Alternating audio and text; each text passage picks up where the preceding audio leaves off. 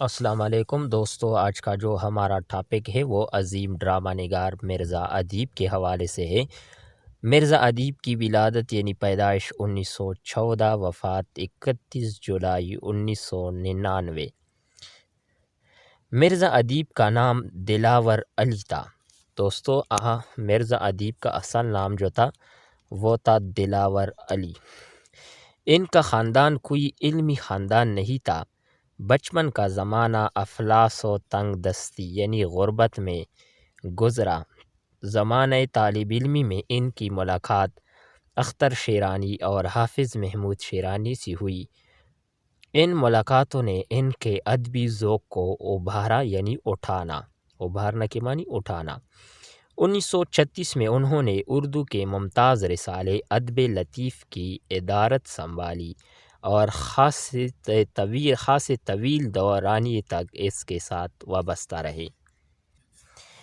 مرزا ادیب نے رومانی داستانوں، افسانوں، ڈراموں اور غزل و نظم پر طبع آزمائی کی ہے۔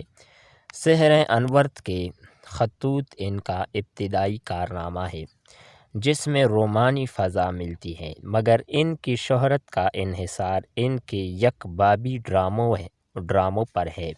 دوستو، یک بابی ڈرامہ اور دو بابی ڈرامہ۔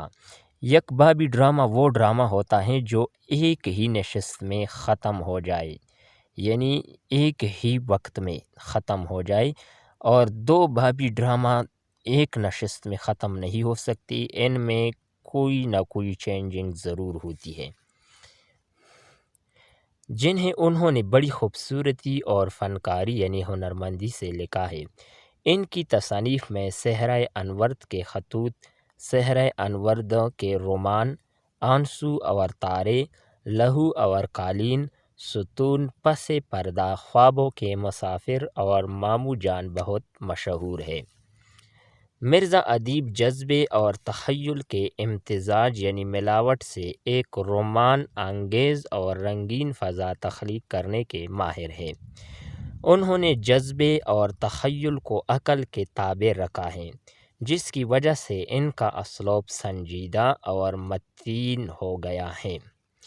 انہوں نے اپنے افسانوں اور ڈراموں میں رومانی فضا پیدا کرنے کے باوجود کسی نہ کسی سماجی اور معاشرتی مقصد کی ترجمانی کی ہے، یعنی ضرور نہ ضرور ان کا کوئی مقصد ہو، لیکن مقصد پر فن کو قربان نہیں کیا۔ وہ موضوعات کے لیے مواد اپنے گرد و پیش سے لیتے ہیں، یعنی اپنے گرد و پیش ماحول سے۔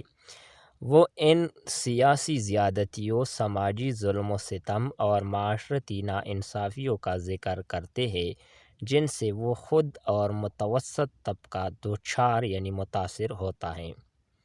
ان کے کردار سادہ اور متحرک ہوتے ہیں۔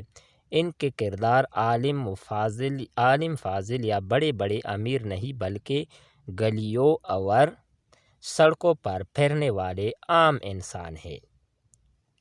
وہ ایک ایکٹ کے ڈرامے میں اپنے فن کا مظاہرہ بڑی عمدگی سے کرتے ہیں، یعنی ایک ڈرامہ۔